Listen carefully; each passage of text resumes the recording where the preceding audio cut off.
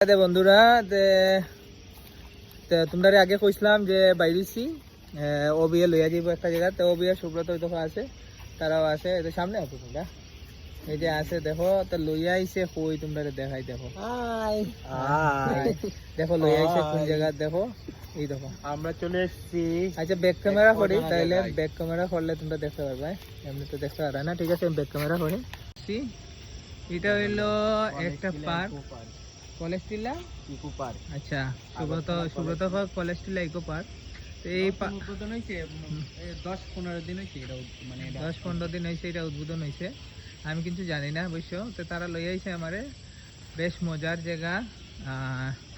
দেখো এটা একটা বড় ঝিল আছে, ঝিলের সাইড ওদিকে তোমার হাঁটবার জায়গা, বোয়ার জায়গা করছে, তো বেশ ভালোই লাগছে এটার মধ্যে আইয়া।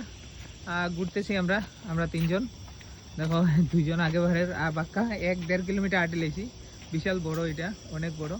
আর দেখো জঙ্গল, দেখো জঙ্গল, যদি লাইট গেছে 1 মিনিটের লাগে, তো এই যে মানুষ আর ভাই তো দেখো বন্ধুরা, বাকি একটু ভিডিওর সিগনালের প্রবলেম আসলো এর লাগে। এই যে দেখো অনেক সুন্দর জায়গা, ভালোই লাগছে আমার।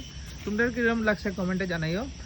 সরকারে বেশ, ত্রিপুরা সরকারে বেশ সুন্দরই জায়গাটা বানাইছে, নতুন উদ্বোধনও করছে, তো বেশ ভালোই লাগছে। তোমাদের কিরকম লাগছে জানাইও। আর 10 টাকা এন্ট্রি ফিস, যারা আওয়ার ইচ্ছা আইতে পারো, নিরিবিলি জায়গা, আরামসে বইয়া বা হাঁটতেও পারবা, অনেক সুন্দর লাগে হাঁটলে। আর আলো টালো অনেক সুন্দর আছে।